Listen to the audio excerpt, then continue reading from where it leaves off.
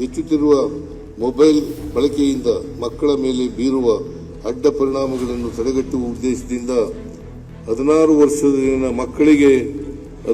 ವರ್ಷದೊಳಗಿನ ಮಕ್ಕಳಿಗೆ ಸಾಮಾಜಿಕ ಜಾಲತಾಣದ ಬಳಕೆಯನ್ನು ನಿಷೇಧಿಸಲಾಗುವುದು. ಹೆಚ್ಚುತ್ತಿರುವ ಮೊಬೈಲ್ ಬಳಕೆಯಿಂದ ಮಕ್ಕಳ ಮೇಲೆ ಬೀರುವ ಅಡ್ಡ ಪರಿಣಾಮಗಳನ್ನು ತಡೆಗಟ್ಟುವ ಉದ್ದೇಶದಿಂದ 16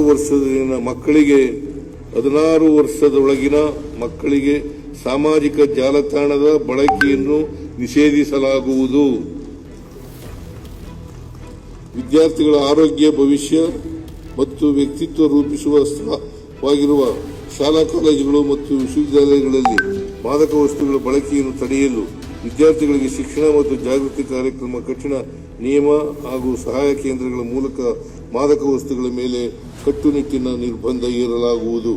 ಉನ್ನತ ಶಿಕ್ಷಣ, ಸರ್ಕಾರಿ ಪ್ರಥಮ ದರ್ಜೆ ಕಾಲೇಜುಗಳು ಮತ್ತು ಪಾಲಿಟೆಕ್ನಿಕ್ಗಳ ಬಲವರ್ಧನೆ, ಉತ್ಕೃಷ್ಟತಾ ಕೇಂದ್ರಗಳ ಸ್ಥಾಪನೆ ಹಾಗೂ ಸಂಶೋಧನಾ ಸಾಮರ್ಥ್ಯ ಹೆಚ್ಚಿಸುವ ಸಲುವಾಗಿ ಎಡಿಬಿ ನೆರವಿನೊಂದಿಗೆ 2500 ಕೋಟಿ ರು ವೆಚ್ಚದಲ್ಲಿ ಕರ್ನಾಟಕ ಉನ್ನತ ಶಿಕ್ಷಣ ಪರಿವರ್ತನೆ ಯೋಜನೆಯನ್ನು ಅನುಷ್ಠಾನಗೊಳಿಸಲಾಗುತ್ತಿದೆ.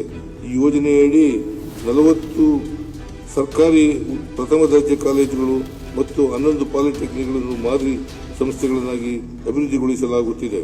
ವಿದ್ಯಾರ್ಥಿಗಳಲ್ಲಿ ಉತ್ತಮ ಉದ್ಯಮಶೀಲತೆ ಮತ್ತು ಸ್ಟಾರ್ಟ್ ಅಪ್ ಸಂಸ್ಕೃತಿಯನ್ನು ಪ್ರೋತ್ಸಾಹಿಸಲು ಎಡಿಬಿ ನೆರವಿನೊಂದಿಗೆ 9 ಉತ್ಕೃಷ್ಟತಾ ಕೇಂದ್ರಗಳನ್ನು ಸ್ಥಾಪಿಸಲಾಗುವುದು.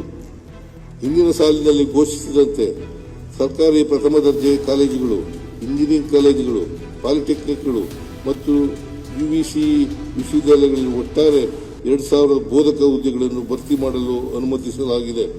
ಸದರಿ ನೇಮಕಾತಿ ಪ್ರಕ್ರಿಯೆಯನ್ನು ಶೀಘ್ರದಲ್ಲಿ ಪೂರ್ಣಗೊಳಿಸಲಾಗುವುದು. ಮುಂದುವರೆದು ಸಾರ್ವಜನಿಕ ವಿಶ್ವವಿದ್ಯಾಲಯಗಳಲ್ಲಿ 1000 ಬೋಧಕ ಹುದ್ದೆಗಳನ್ನು